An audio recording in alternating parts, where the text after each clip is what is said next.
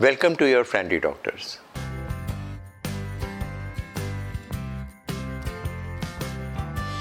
मैं doctor Rajeev Kakkar, chest specialist, Regency hospital Kanpur. अक्सर हम कुछ पेशेंट्स को जिनको नींद की प्रॉब्लम होती है, जो खर्राटे ले रहे होते हैं, जिनको नींद की क्वालिटी में परेशानी होती है, उनको कुछ टेस्ट एडवाइस करते हैं जिसे पॉलीसोमनोग्राफी या स्लीप स्टडी कहते हैं। एक नया वर्ड, भारी सा शब्द। होता क्या है स्लीप स्टडी में? अक्सर पेशेंट पूछते हैं कि साहब ये स्लीप स्टडी होती क्या है।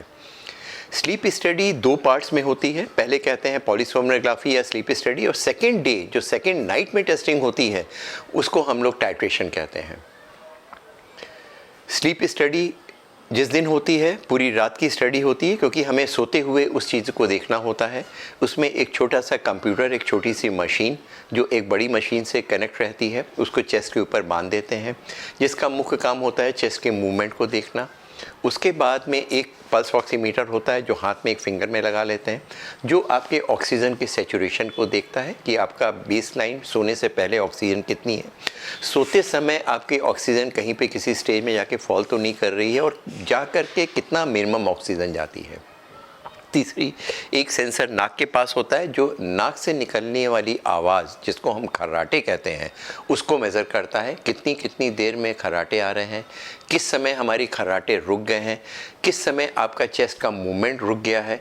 एक बेल्ट आपके एब्डोमेन या पेट में बांधी जाती है जो देखती है कि एब्डोमेन का मूवमेंट हो रहा है कि नहीं हो रहा है। फिर उसके बाद में कुछ तार आपके आँखों के ऊपर, लिड के ऊपर लगाते हैं जो आई के मूवमेंट को देखते हैं। कुछ तार आपके चिन के ऊपर लगाते हैं जो चिन के मूवमेंट को देख रहे होते हैं, और कुछ पार्ट यहाँ पे लगाते हैं जो यहाँ के मूवमेंट और मसल्स की टोन को मेज़र करते हैं।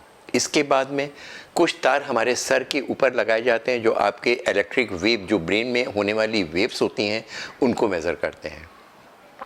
इन सारी चीज़ों का, इन सारे तारों का जिनका संबंध एक छोटे से कंप्यूटर से एक बड़े कंप्यूटर में कनेक्ट होता है, वो सारी चीज़ें, डिफरेंट चीज़ें जो स्लीप के समय, नींद के समय चेंजेस बॉडी में होते हैं, उनको मेज़र करते हैं।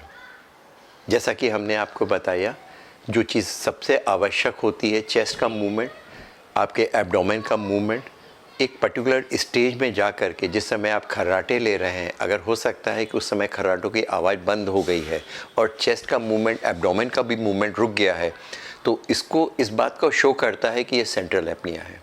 यानी वो एपनिया जिस समय आपकी सांस की नली तो खुली हुई है लेकिन सांस रुक गई है, ब्रेन से आने वाले सिग्नल रुक गए हैं, जिसकी वजह से ये मूवमेंट नहीं हो पा रहा है।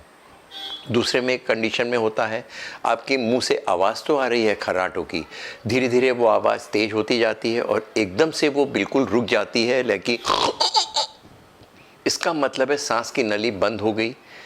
चेस्ट का मूवमेंट, एब्डोमेन का मूवमेंट बहुत फास्ट होता है, और पूरा ब्रेन आपको इस बात पे ध्यान देता है कि किसी भी तरह से आपकी सांस की नली खुल जाए, क्योंकि जैसे ही सांस की नली बंद होती है खर्राटों के साथ में, मसल टोन बिल्कुल रिलैक्स हो जाती है, सांस की नली बंद हो जाती है, ऑक्सीजन गिर जाता है।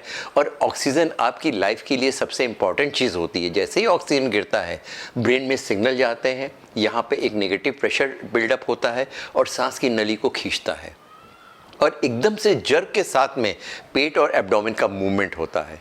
इसको हम लोग ऑब्स्ट्रक्टिव स्लीप एपनिया कहते हैं। यानी कि जो एब्डोमेन के मूवमेंट, चेस्ट के मूवमेंट और जो साउंड की वॉइस है, उससे हम ये मेज़र कर सकते हैं कि स्लीप एपनिया सेंट्रल एपनिया है कि ऑब्स्ट्रक्टिव एपनिया है।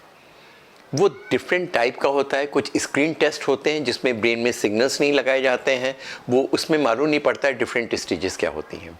तीसरी चीज़, जैसा हमने आपको बताया, नाक के पास में जो सेंसर लगा होता है, वो केवल आपकी जो साउंड प्रोड्यूस होती है, जिसे हम लोग खर्राटे कहते हैं, उसको मेज़र करता है। एक घंटे में कितनी बार आपको खर्राटे आ रहे हैं, जो उनको हम लोग कहते हैं AHI। यानी कि एक घंटे में अगर 5 बार आ रहे हैं, 10 बार आ रहे हैं, 25-30 बार, 50 बार आ रहे हैं या 60-70 बार आ रहा है, इसके द्वारा हम लोग ये मेज़र कर सकते हैं कि इनको कितनी सीवियर प्रॉब्लम हो रही है। स्लीप स्टडी के बारे में कुछ चीज़ें अभी हमने बताई है, और कुछ चीज़ें आपको नेक्स्ट एपिसोड में, आने वाले एपिसोड में बताएंगे।